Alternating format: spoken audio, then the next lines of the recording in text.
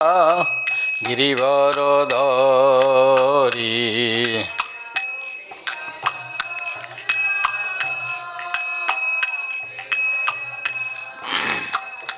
जय गोपी जन बल्लभा गिरिवरधरी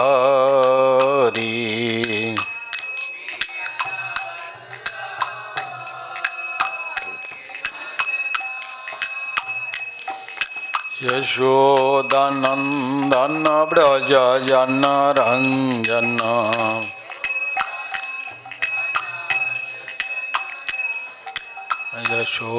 यशोदानंदन व्रज जन रंजन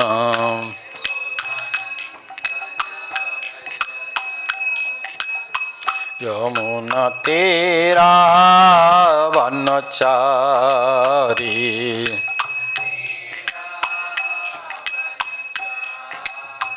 यमुना तेरा वनचारी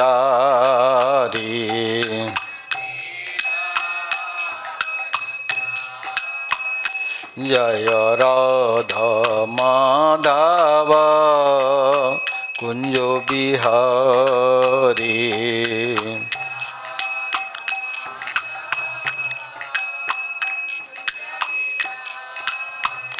जय राधा माधव राधा माधव राधा माधव जय राधा माधव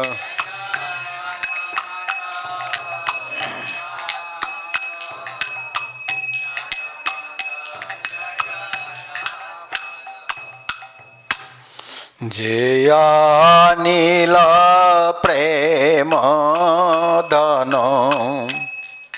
करुणा प्रचुर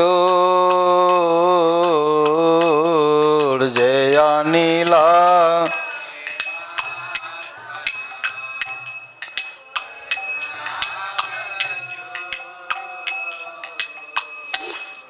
जया नील प्रेम धन करुणा प्रचुर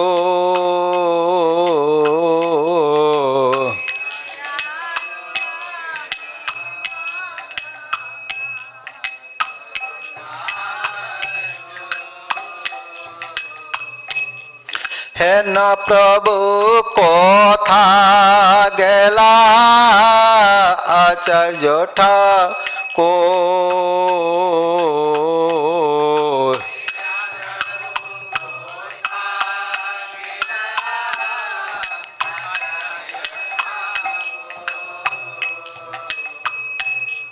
हे न प्रभु कथा गेला आचार्य ठाकुर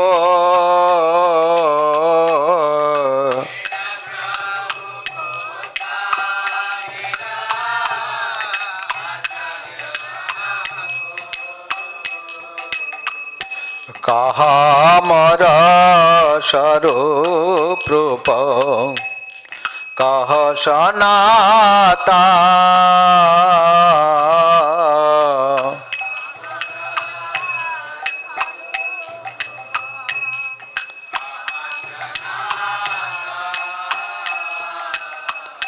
कहा मर स्वरूप रूप कह सनाता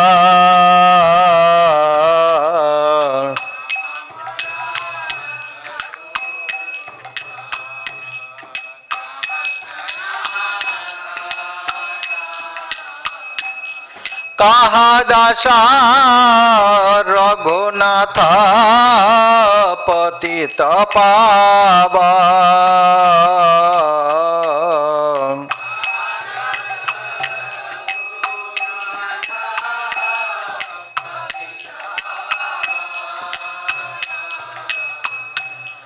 कहा दास रघुनाथ पतित पावन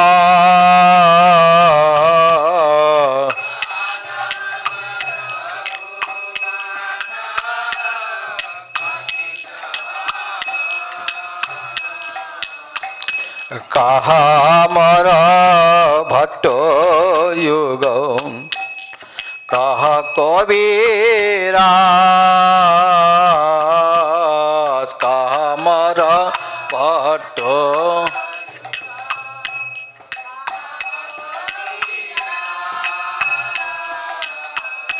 कहा मर भट्ट युग कह कबीरा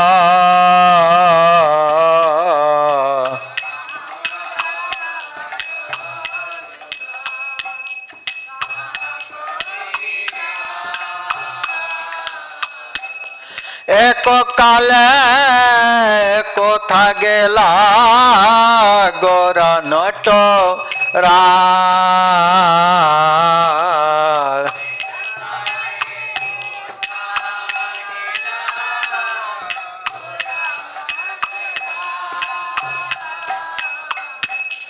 एक काले कोथा गेला गोरा नटरा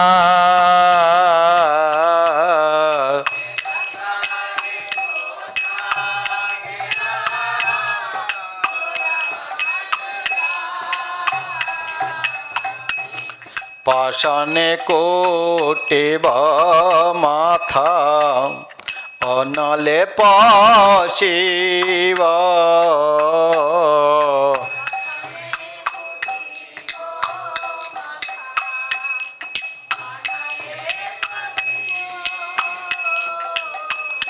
पाषाणे कोटिब माथा अनले पशिव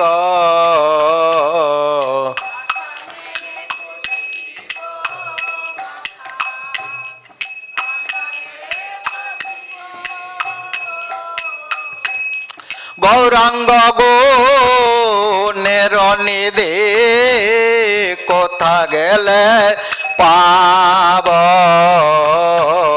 गौरांग गो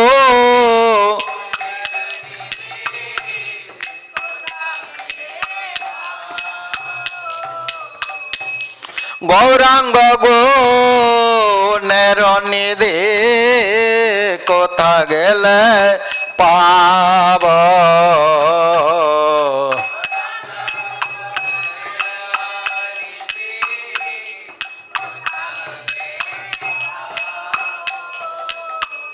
से सब संगीर संगे जे कइल बेला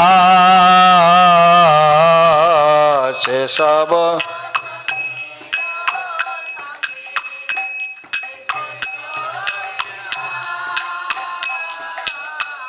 से सब संगीर संगे जे कइल बेला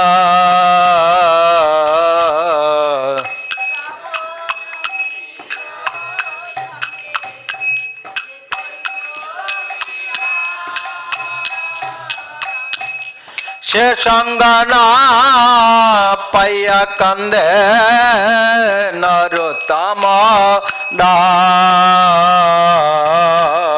से संगना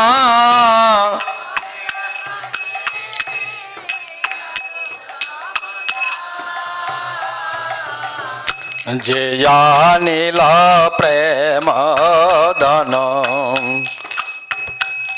करुणा प्रचुर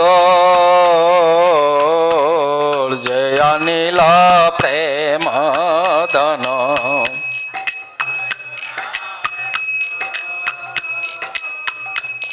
हेन प्रभु कोथा गेला आचार्यटा को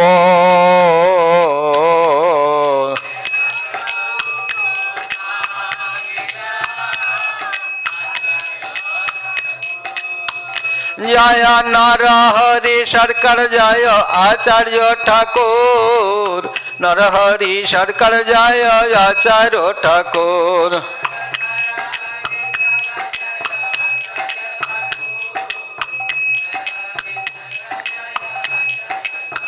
जय कालिया कृष्ण जय आचार्य ठाकुर कालिया कृष्ण जय आचार्य ठाकुर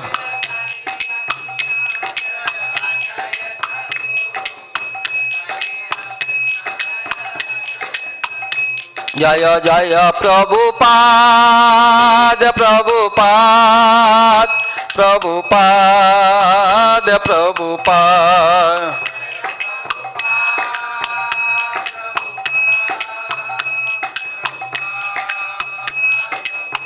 नित्य गौर हरि बोल हरि बोल हरि बोल हरि बोल।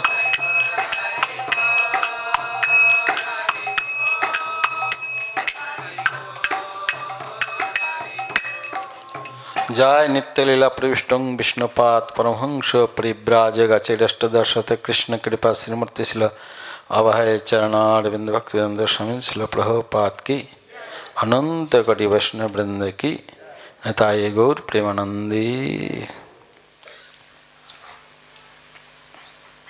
ओम नमो भगवते वासुदेवाय। ओम नमो भगवते वासुदेवाय।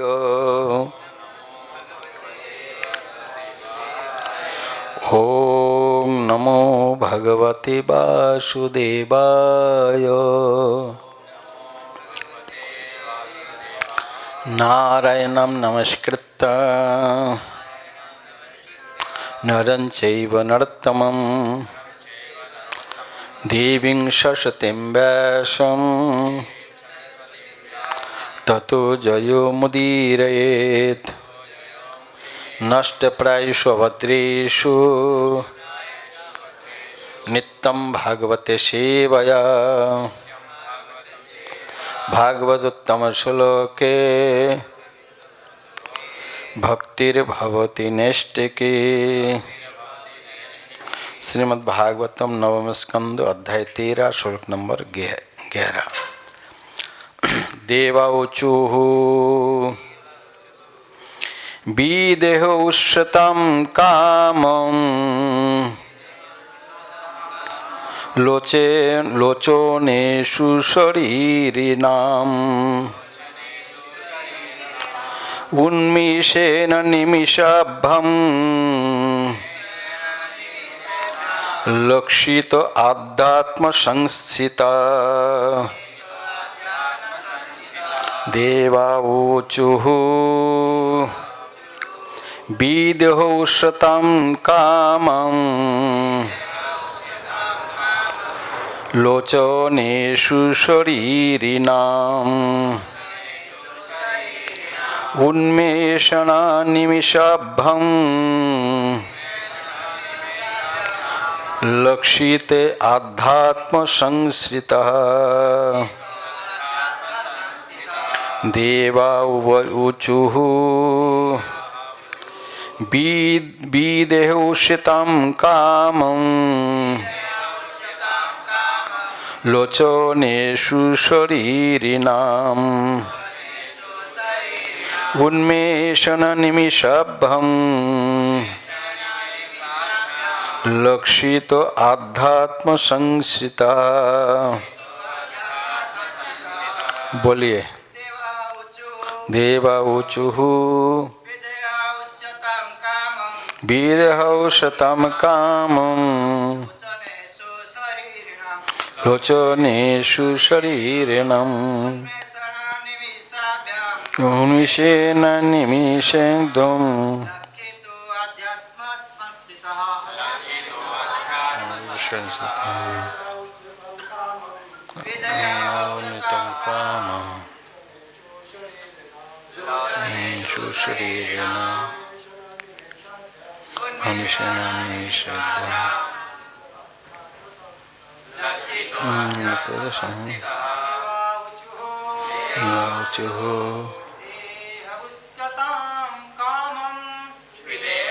उच्यतां कामं लोचनेषु शरीरिणाम् निमिषे अभावम् अद्वैताध्यात्म संस्थिता। योचु होतुतं कामं शरीरेण निमेषे आत्मसंसिता देवाऊचु विदेहे उचितं कामं लोचनेषु शरीरिणां न निमिषाभ्यां लक्षिणाध्यात्मसंसितां जो विधौषतं कामं शरीरिणां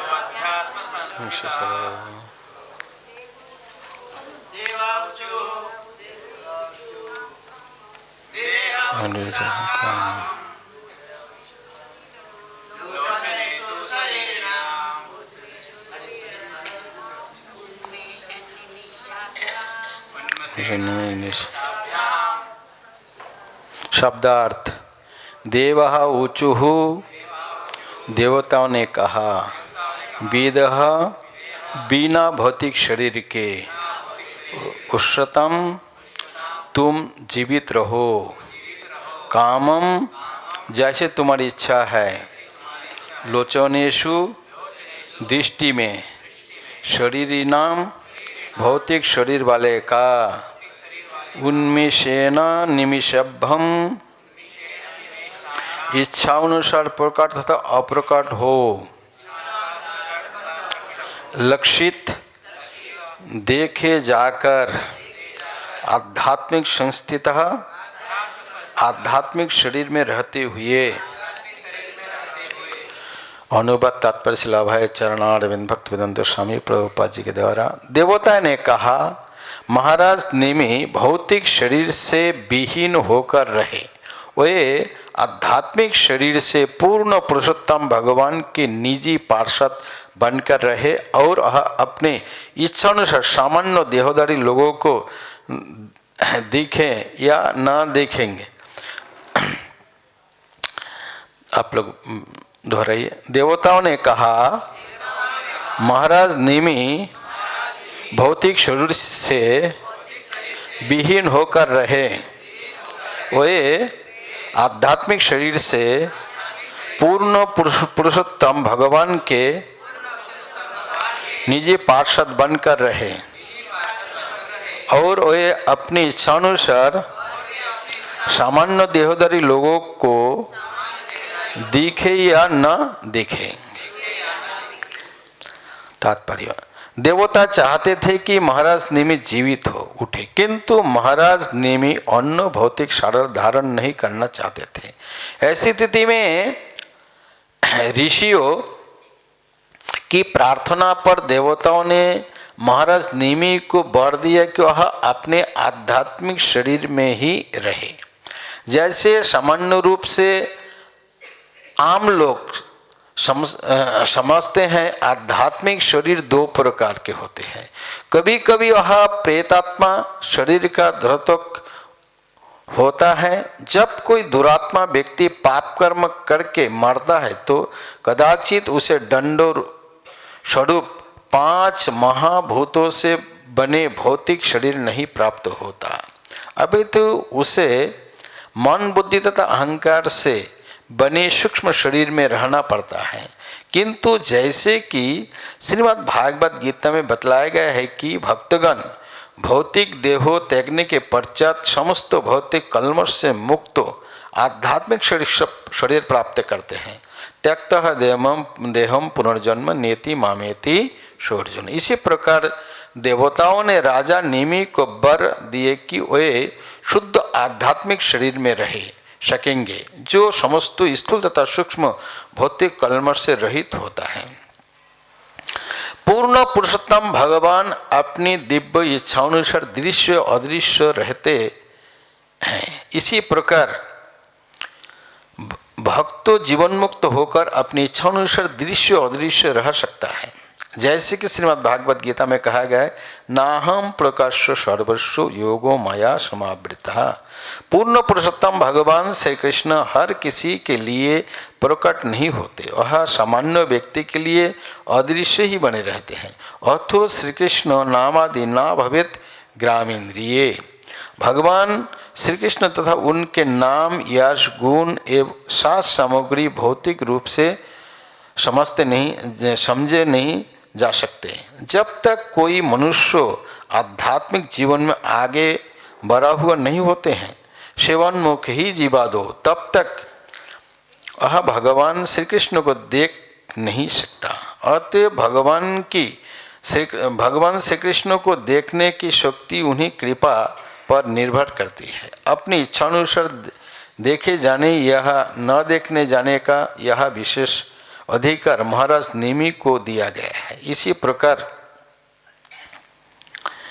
वह अपने मूल आध्यात्मिक शरीर में पूर्ण पुरुषोत्तम भगवान के पार्षद के रूप में वह बने रहे। तो ओम अज्ञानतिमिरन्धस्य ज्ञानाञ्जनशलाकया चक्षुरुन्मिलितं येन तस्मै श्रीगुरुवे नमः। श्रीचैतन्यमनोभीष्टं स्थापितं येन भूतले स्वयं रूप कदा मह्यं ददाति सपदान्तिकं।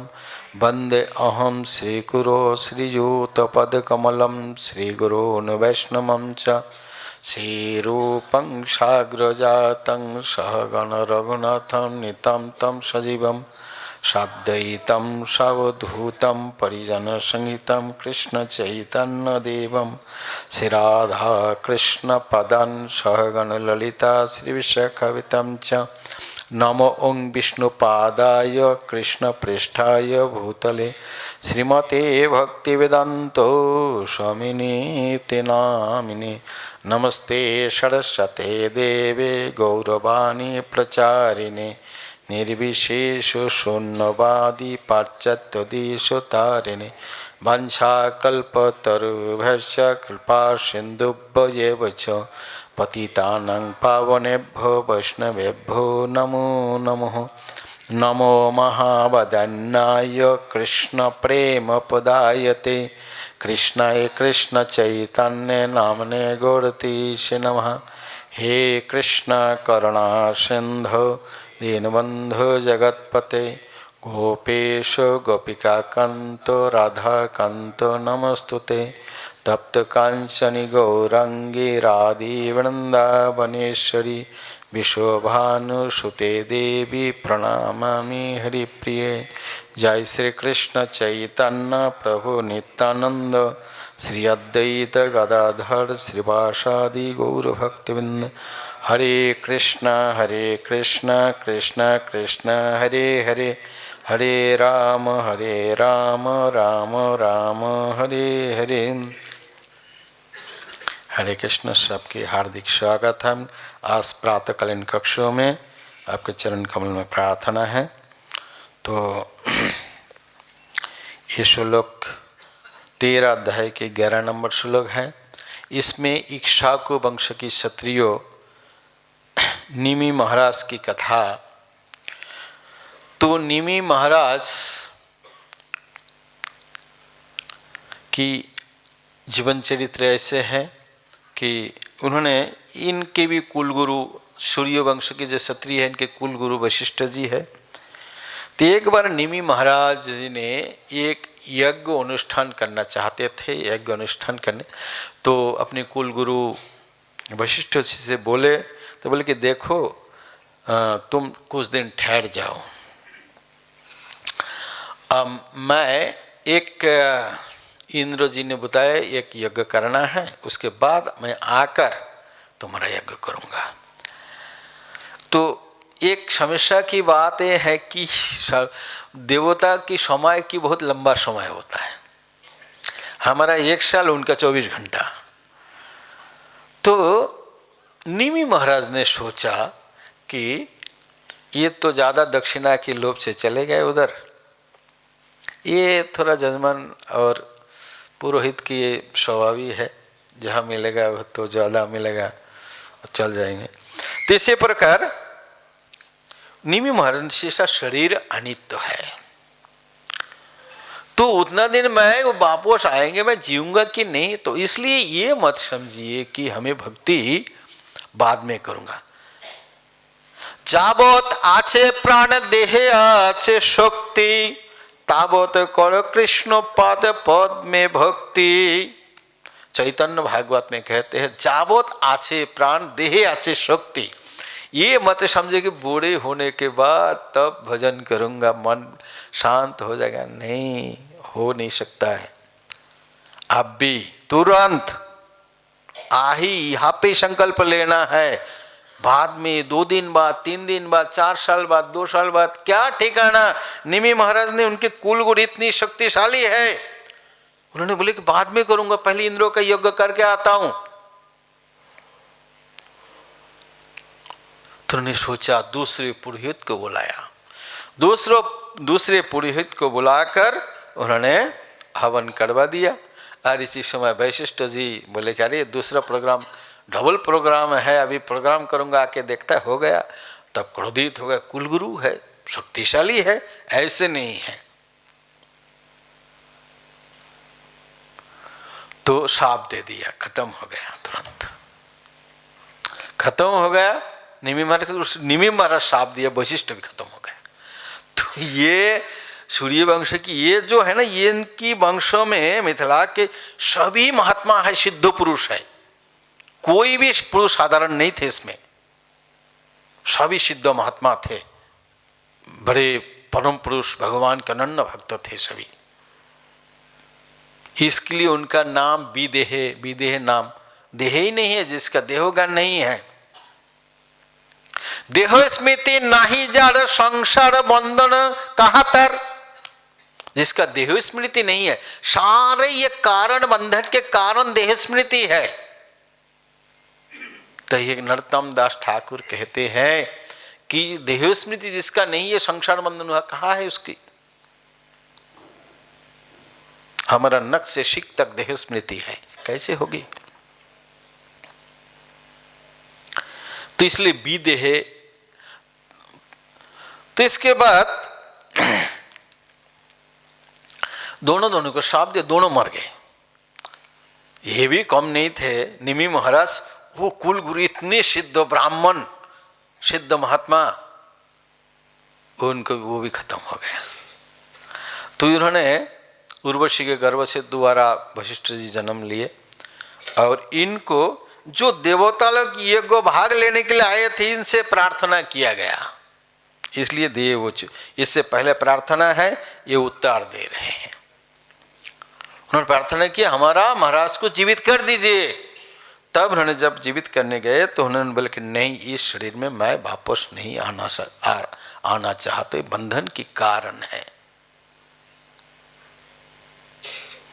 तब उनके आशीर्वाद से, प्रभुपाद जी श्लोक में बताए, उनके एक शरीर से आध्यात्मिक जगत में, दूसरे शरीर दूसरे रूप में सबकी आंखों के निमिष में खोलता है और बंद करता है, इस रूप में है। तो सूक्ष्म रूप में बोले, प्रभुपाद जी बोलते हैं नाहम प्रकाश सर्वस्व योगो माया समावृतम। ये जो भगवान है उनके योगो माया के द्वारा वो छुपा हुआ रहते हैं, सबके नजर में नहीं है। तो प्रभुपाद जी बोलता ना अतो श्री कृष्ण नाम भवेद ना भवेद ग्राम इंद्रिय, ये जड़ इंद्रिय से भगवान के नाम उच्चारण नहीं होंगे। ये जब तक हम पवित्र नहीं होंगे तब तक शुद्ध नाम नहीं निकलेगा। हरिनाम चिंतामणि में कहते छाया नाम है। अशुद्ध अवस्था में जो हम प्यूरिफाई नहीं हुआ जो नाम है, ये क्या नाम है? छाया नाम। नहीं तो जो बेकार जो नाम के सिम्टम बताए गए कि एक कृष्ण नाम करे सर्व पापो नाश, प्रेमेर कारण भक्ति करे न प्रकाश, प्रेमेर उदय है प्रेमेर विकार, शीत कंप रोमांचादि गद गद अस्त्रधर अनायासे भवक्षय, कृष्णेर सेवन एक कृष्ण नाम फल पाए तो धन। एक कृष्ण नाम करे सर्व सारे पाप को नाश कर, प्रेमेर कारण भक्ति करे न उदय, प्रेम के कारण भी बन जाते हैं, भक्ति को उदय होता है। प्रेमेर कारण, प्रेम के विकारे, प्रेम की रोमांच कंपषित अश्रुधार षष्ठ सात्विक विकार पूरे एक कृष्ण नाम है। हिनो कृष्ण नाम यदि बहु बार लिया फिर अश्रुधारा नहीं, रोमांच कंप नहीं है, कृष्णदास कविराज बोलते हैं तो अपराध प्रचुर, कृष्ण नाम बीज अंकुरित नहीं हो रहा है।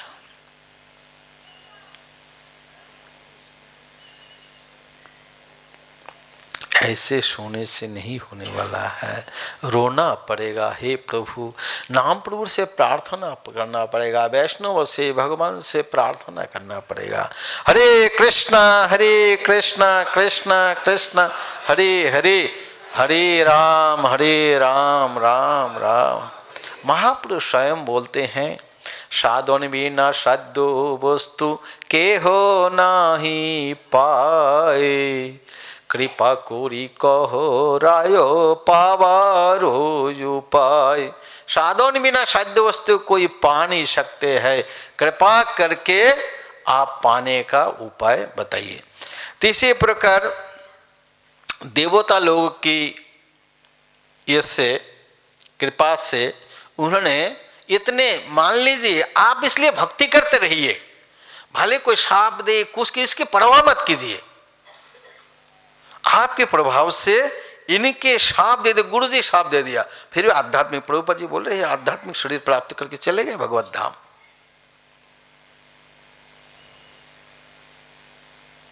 गुरु है, शुद्ध वैष्णव के शाप ही आशीर्वाद है। नारद जी कितने लोगों को शाप दिए, नल कुबेर को दिए, और जितने लोगों को शाप दिए सब मुक्त हो गए, थोड़ा समय रहा। तीसरे प्रकार इन्होंने शरीर छोड़ दिए, उनको जब देवता लोग प्रार्थना किए, ये सभी लोग जब मिथिला के विदेह की लोग जब प्रार्थना किए तब उन्होंने उनसे बताए कि आप वापस आ जाओ, दूसरा शरीर में प्रकट हो जाओ। बोला नहीं, मैं ये बंधन के कारण है, मैं इस शरीर में और प्रकट नहीं होने वाला हूं।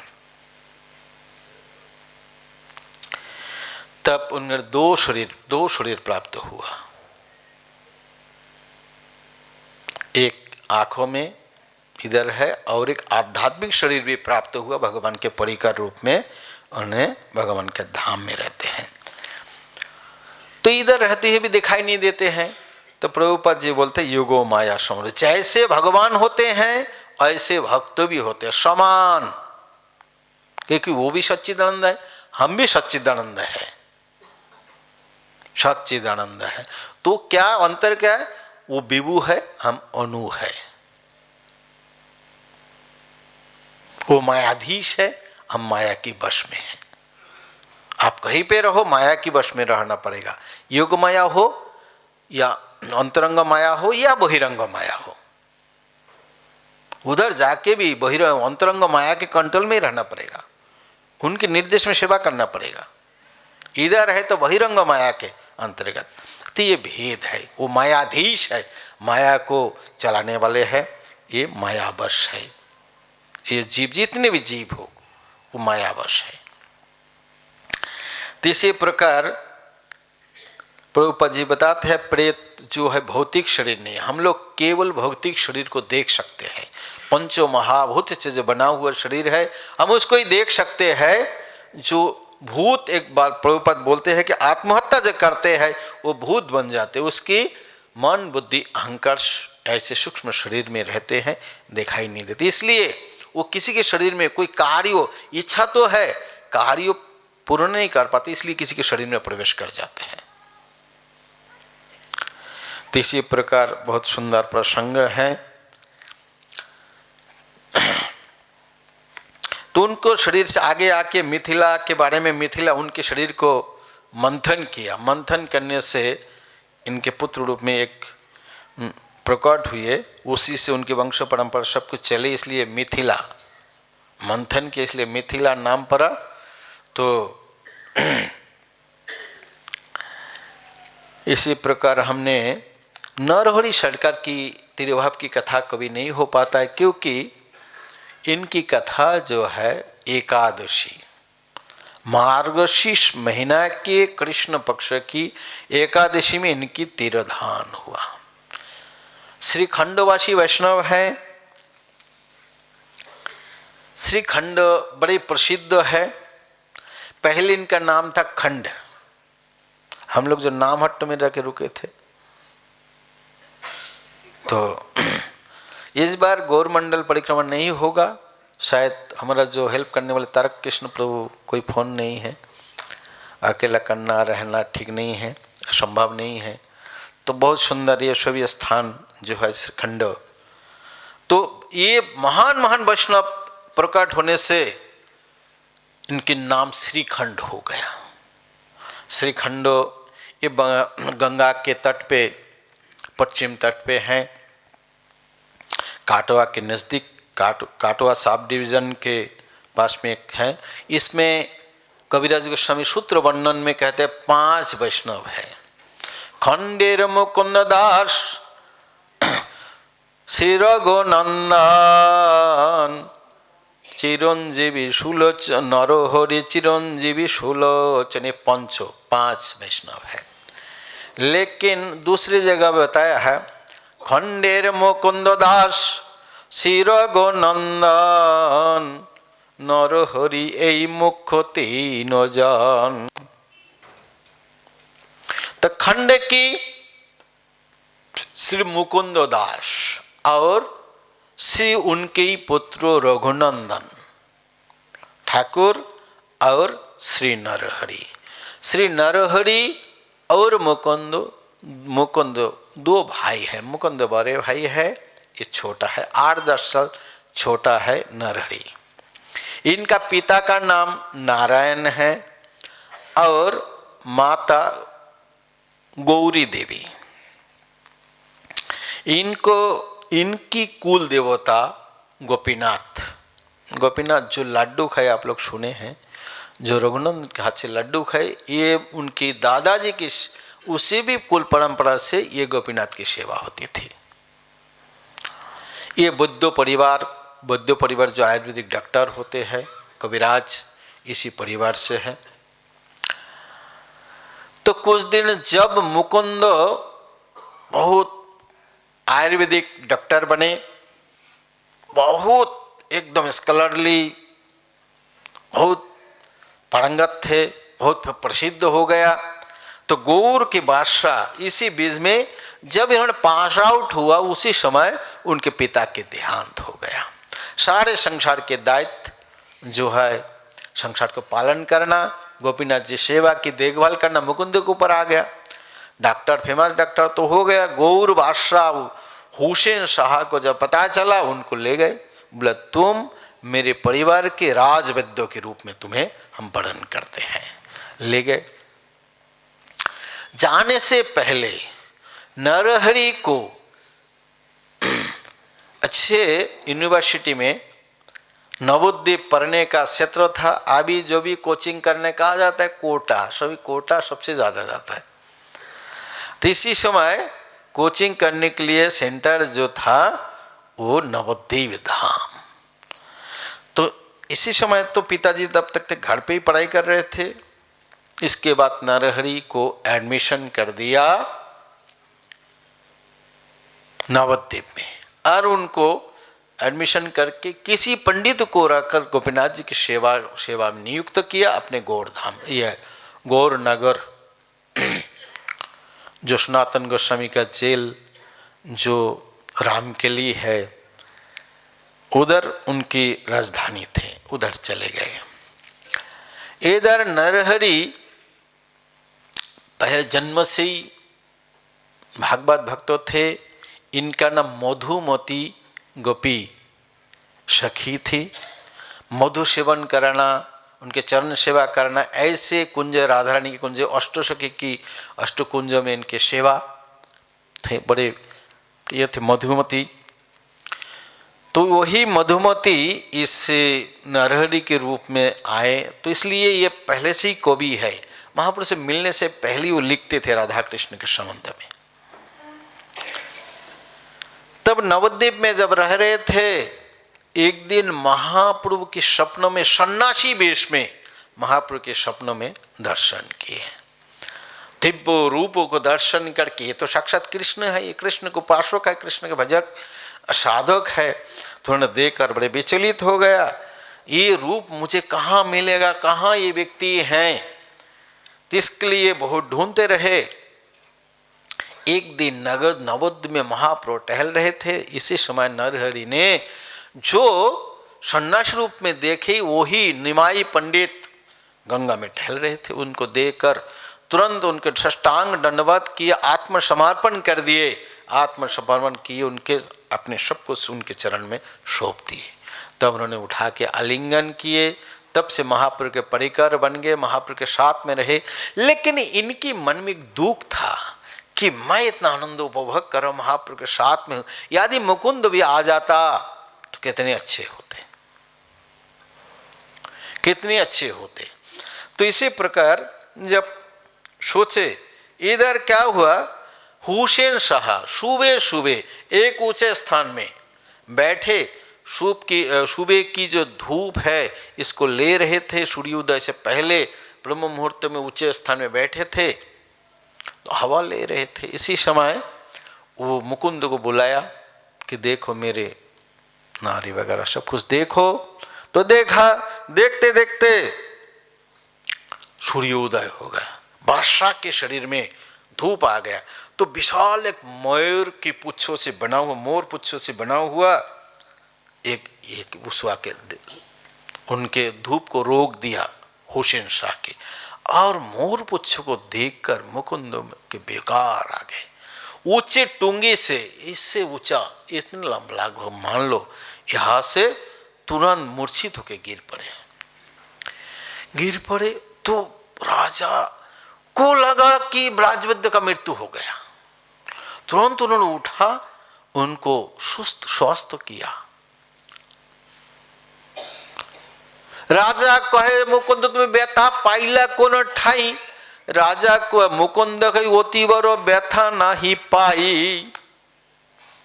राजा जब चेतना में आ गए, बोला तो राजा बोले क्या मुकुंद तुम कहा दर्द कहाँ लगा, कहा टूटा तो नहीं? बोला नहीं, ओती बरो बहुत ज्यादा कोई चोट मुझे नहीं लगा। तो राजा कहे मुकुंद तुम्हें पड़ी लकी लागी। मुकुंद कहे राजा मोर आसे मृगी व्याधि। बोला मुकुंद अब गिरा क्यों, हठात चक्कर खा के गिर गए। बोला राजा महाराज मेरा मृगी बीमारी है। तो क्योंकि ये मुस्लिम है, क्या समझेगा अष्ट सत्य के विकार के बारे में, जो मूर्छित होके गिर जाना। तो इसलिए बोला मृग महाविदग्ध राजा সেই सब जाने मुकुंद रहे तो महासिद्ध ज्ञानी। तो महाविदग्ध राजा भी बुद्धिमान थे, वो जान गया ये मुझे चीटिंग कर रहे हैं, ये महासिद्ध ज्ञान हो गया। तो राजा इसी स्थिति भी देखा, तो उन्होंने बोला कि राजा मुझे नौकरी करना इच्छा नहीं लग रहा है, मैं रिजाइन देना चाहता हूँ। राजा भी देखा गिर गया, और दोबारा कभी गिर फिर जाएगा, कोई पानी में गिर जाए, आग में गिर जाएगा, इसका क्या कोई ठिकाना नहीं। चलो ठीक है जाओ। तो आए, बहुत दिन से भाई से नहीं मिला।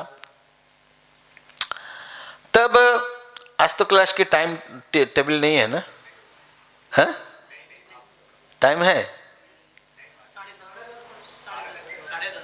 10:30 तो नहीं जाएंगे। तो ये नरहरि की भी चिंता था कि मेरे भाई को यदि महाप्रभु से मिलाता कितने अच्छे होते। इधर ये आ रहे हैं, नौकरी रिजाइन देके आ रहे हैं। बोले जाने से, अपने गांव श्रीखंड जाने से पहले मेरे भाई से मिल के जाता हूँ। तो आए, नरहरि सरकार से मिले, नरहरि से मिले। नरहरि में बोले भैया एक ऐसे सुंदर महात्मा है जिनके आपके दर्शन करवाऊंगा, साक्षात भगवान है। तो महाप्रभु के दर्शन कराए और घर कहा जाए। दोनों भाई यहाँ पे रह गया, और दोनों भाई डिसाइड किया कि हम दोनों ब्रह्मचारी रहकर महाप्रभु की इस संकीर्तन आंदोलन में भाग लूंगा, प्रचार करूंगा। दोनों भाई नवद्वीप रह गए और गए नहीं गांव में। तो बोला ठाकुर जी का सेवा के लिए तो सेवक तो निश्चित करके रख दिया, और क्या जाना है, ठाकुर तो मिल गए इधर। तब इधर रहने लगे बड़े आनंद से, संकल्प ही मन मन कर लिया कि हमें ब्रह्मचर्य रहना है दोनों भाई को। तब एक दिन महाप्रभु मुकुंद से बोला कि देखो मुकुंद, तुम्हें शादी करना है। बोला प्रभु मुझे बिल्कुल, मैं तो संकल्प कर लिया। बोला संकल्प कर लिया, मेरा प्लान, तुम्हारा प्लान चलेगा या मेरा प्लान चलेगा? तुम प्लान बनाओ, कुछ भी बनाओ, हमारा बात मानना पड़ेगा। तो बोला प्रभु मेरा तो शादी की समय जो है यही से भी बीत गया, ज़्यादा उम्र हो गया मेरा।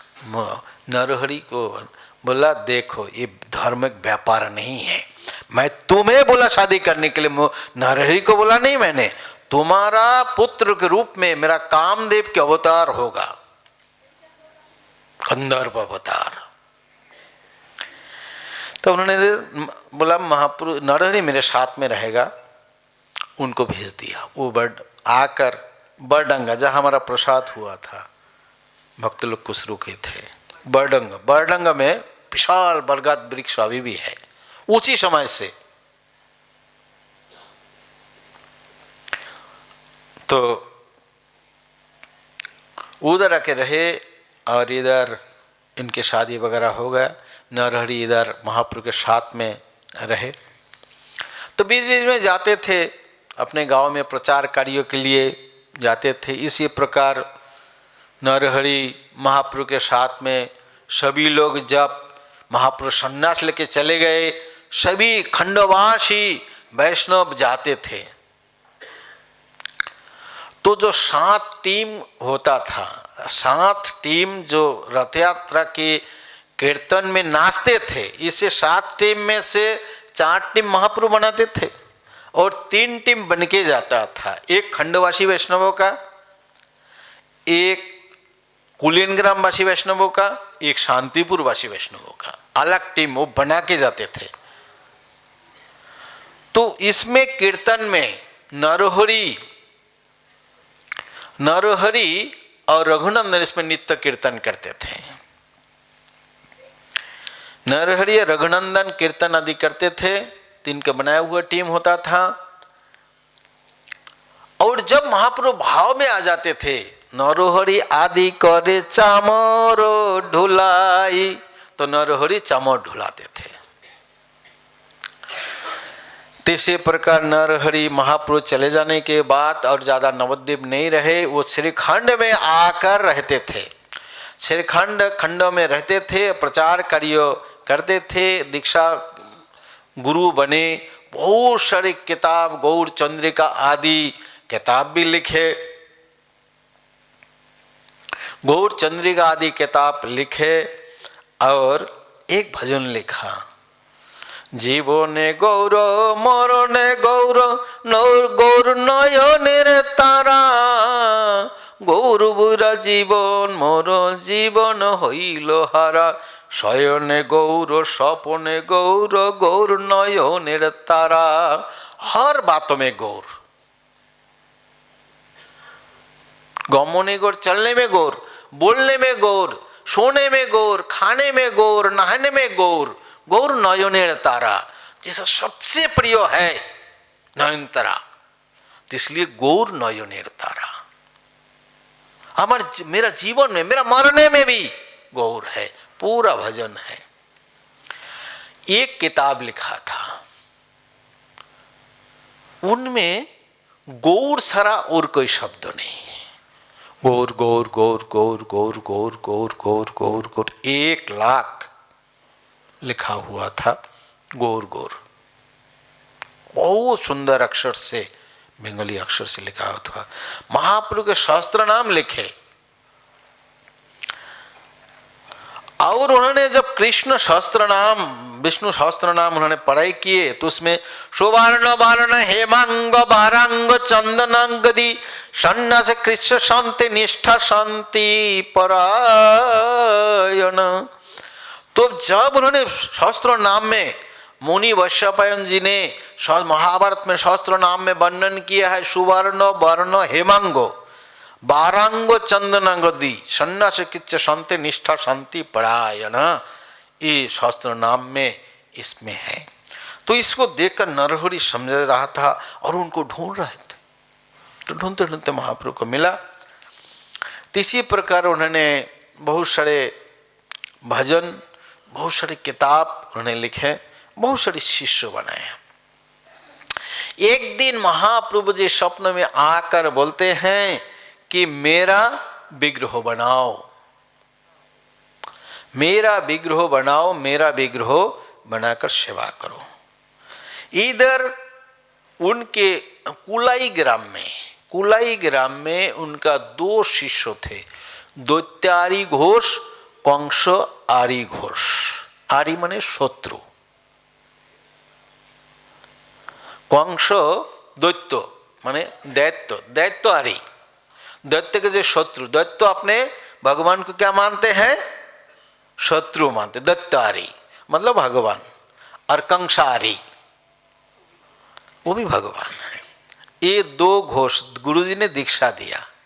नरहरि ने 2 डिसाइल, 2 भाई है, दोनों का नाम ऐसे दिया, दैत्योरी दास एवं कंसोरी। कंस के शत्रु और दैत्य के शत्रु दास भगवान श्री कृष्ण। तो ये दोनों को भी महाप्रभु सपने में आए, बोले देखो तुम्हारा जो नीम वृक्ष है ना घर पे, इससे मेरा विग्रह बनाओ, मेरा विग्रह बनाकर अपने गुरुजी को समर्पण करो।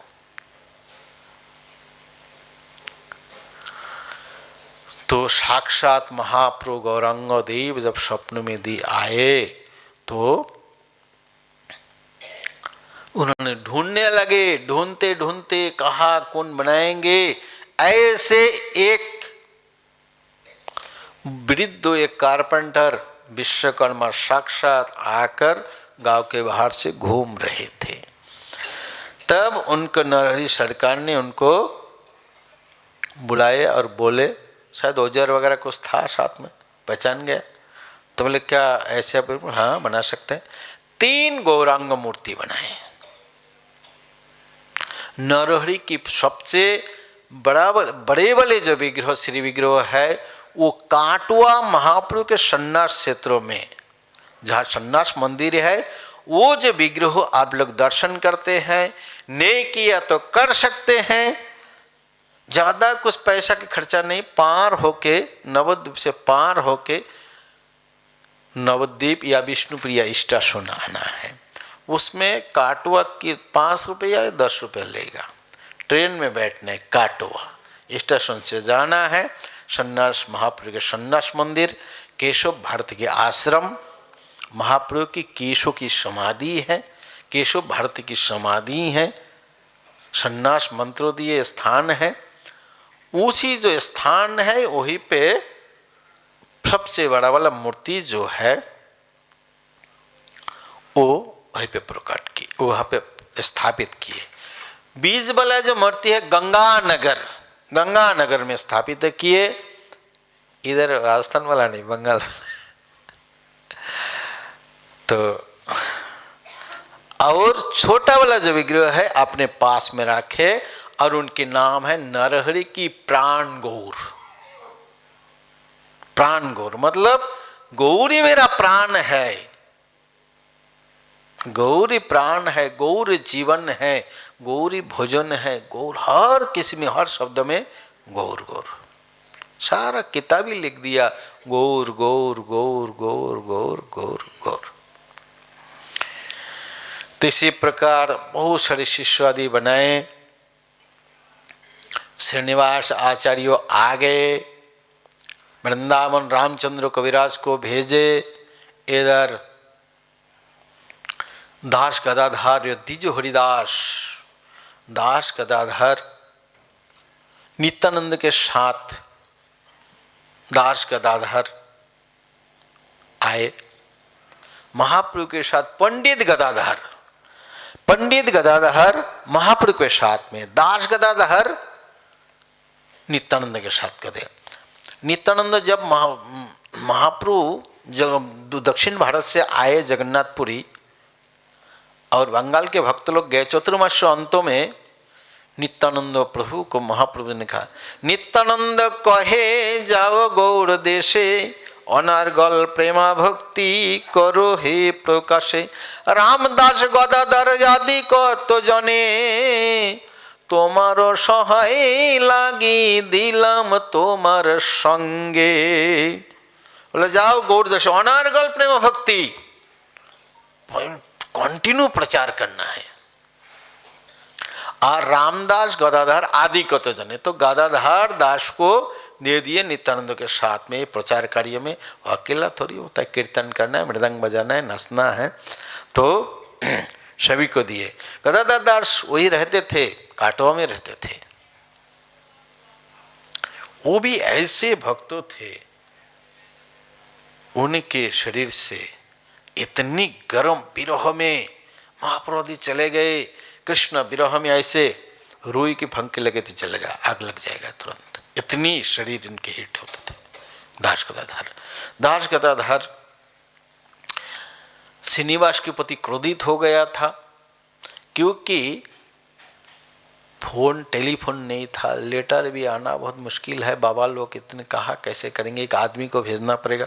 पंडित गदाधर बोला कि दास गदाधर मेरे मिता हैं, मिता है, उनको बोल देना कि मैं जा रहा हूँ। श्रीनिवास आचार्य बहुत बाद में बताए, तो बहुत क्रोधित हो गए थे दास गदाधर।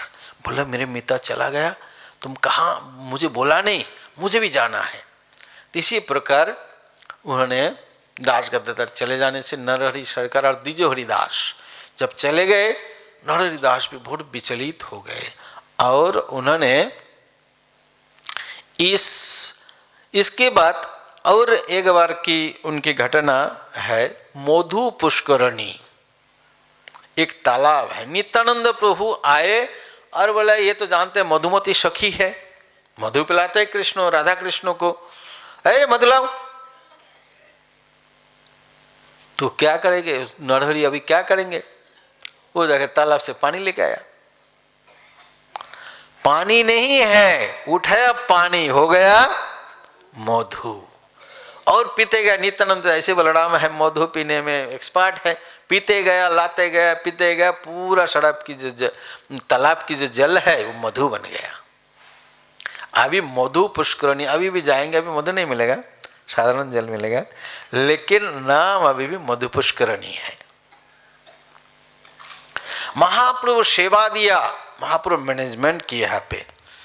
मुकुंद करिबे धर्म धन यो परजान, रघुनंदन करिबे कृष्णेर सेवन, कृष्ण सेवा बिना इहार अन्य नाहि मन, नरहरि रह मोर भक्त संगे, এই তিন কার্য সদা করি হতে ন জানে।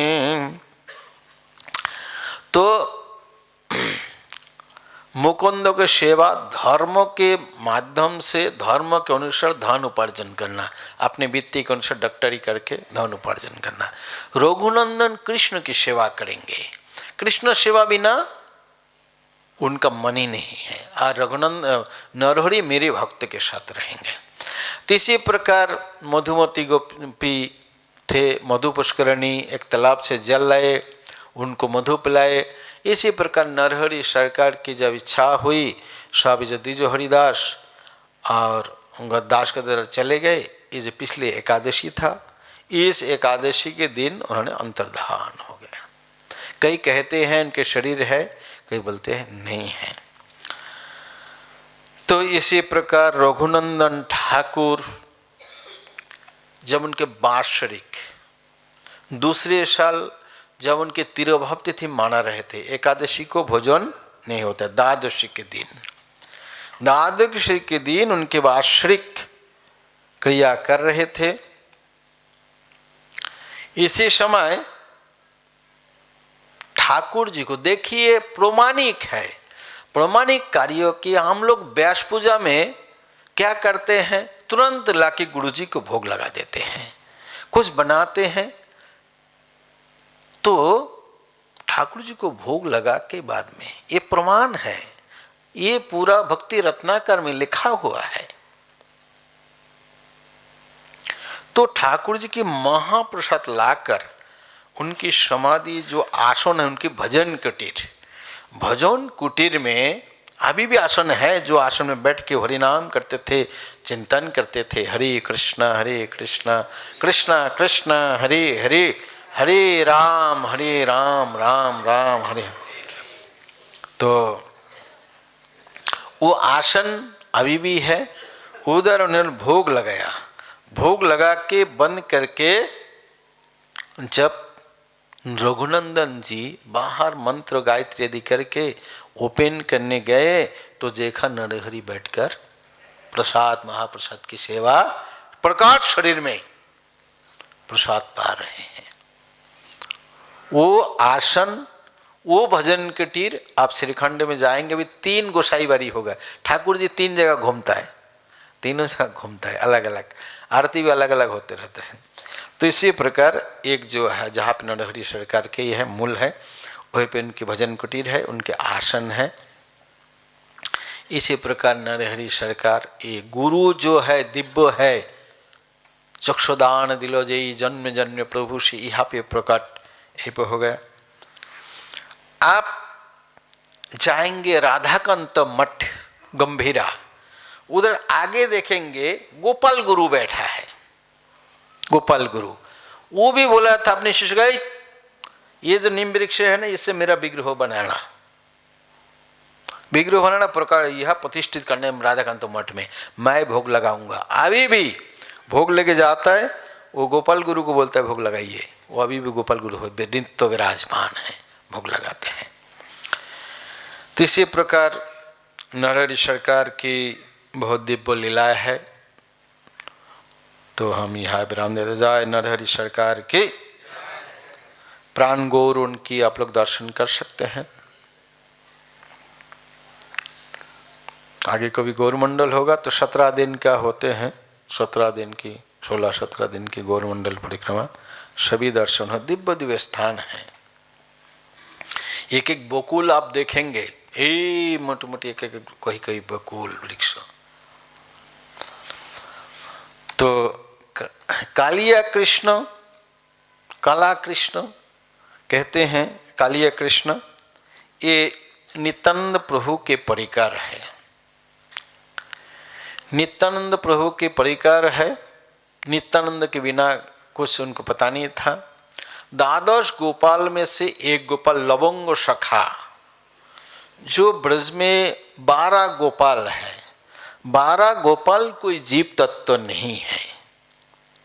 श्रीदाम, सुबल, वसुदाम, मधुमंगल, किंकिनी, उज्जल, ये लवंग, ये सब जो है 12 गोपाल है। ये साधारण, ये मत समझिए कि साधारण जीव उनके कृष्ण के कंधे चढ़ जाते हैं। कांधे चढ़ाए, कांधे चढ़े करे किरण, कृष्ण सेवे कृष्ण करे आपन सेवन, ये 12 गोपाल ही है, ये दूसरा नहीं है। कृष्ण सेवे, कृष्ण की सेवा करते, कृष्ण सेवे कांधे चढ़े, कृष्ण के कंधे में चढ़ जाते हैं।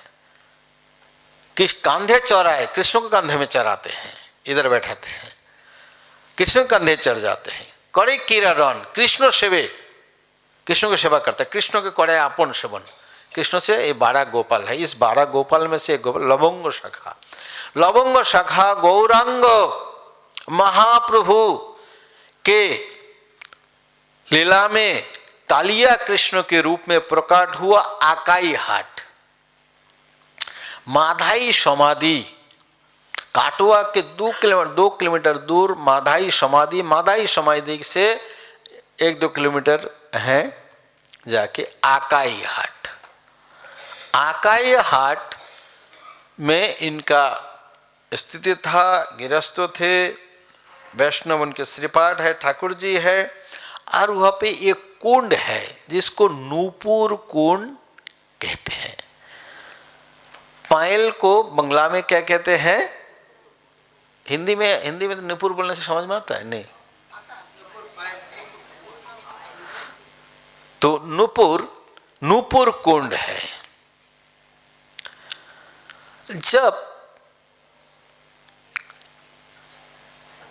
जब अभिराम ठाकुर को पता चला, क्या कि रघुनंदन ने ठाकुर जी को लड्डू खिला दिया।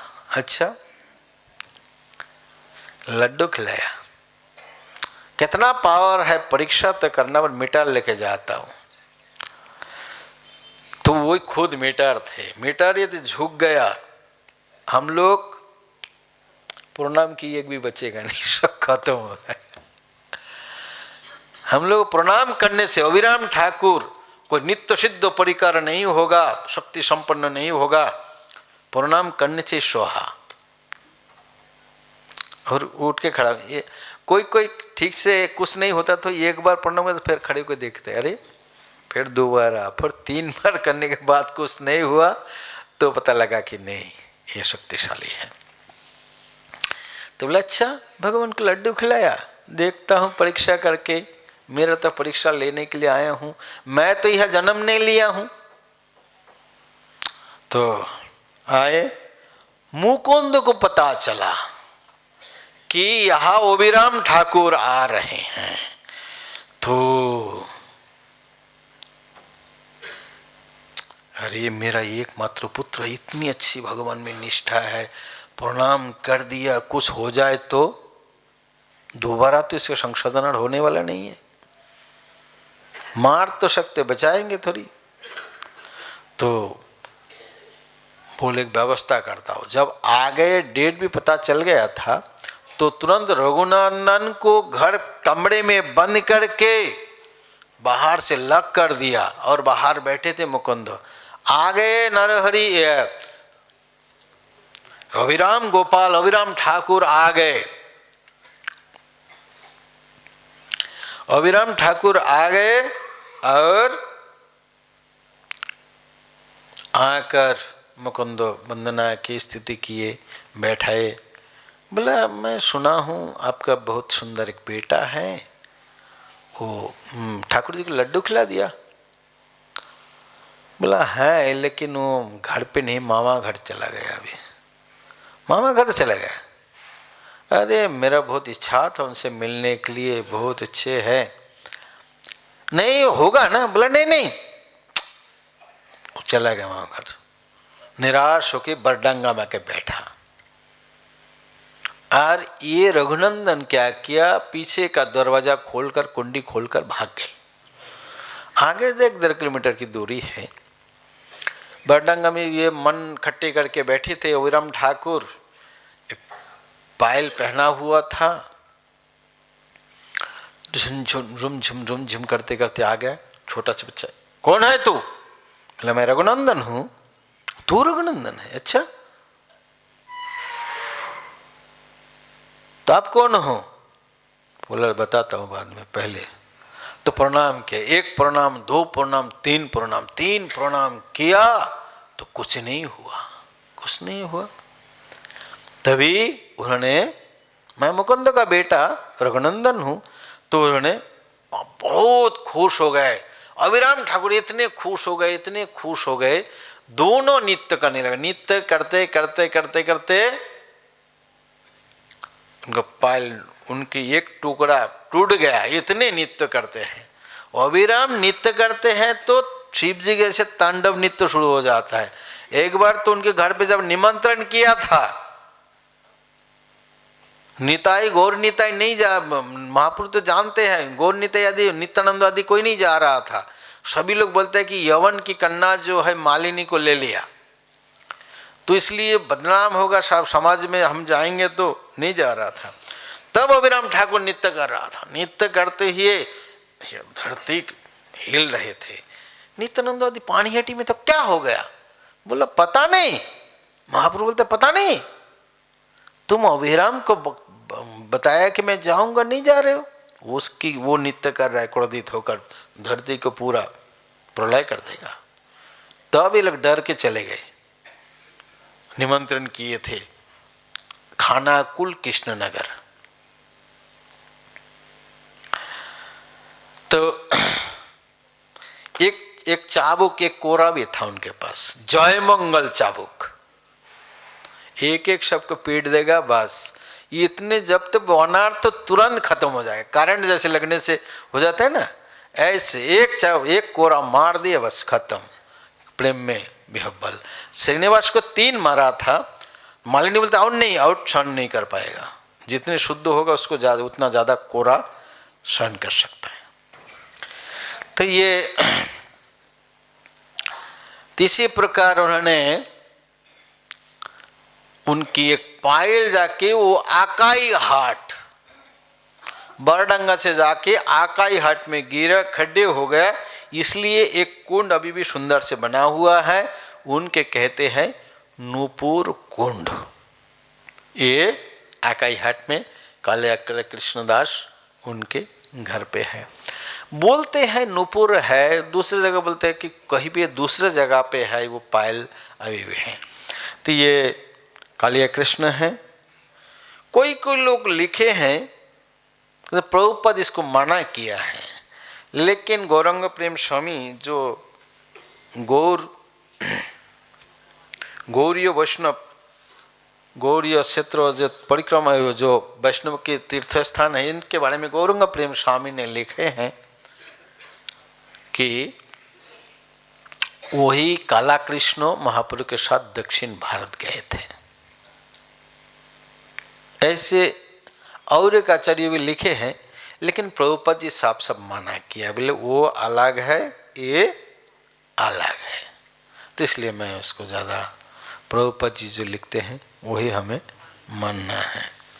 तो इसी प्रकार काला कृष्ण की आज उनकी तिरुभाव तिथि है, कालिया कृष्णदास, और उनके श्रीपाठ है, उनके श्री विग्रह है, आप लोग दर्शन कर सकते हैं। जय ग्रंथराज भागवतम की जय, कालिया कृष्णदास की जय, नरहरि सरकार की। कोई प्रश्न है, कमेंट्स है, कर सकते हैं, या और सुनना है तो सुन सकते। चैतन्य चरितामृत सुने हैं? हो गया बोलते हैं ऑपरेटर।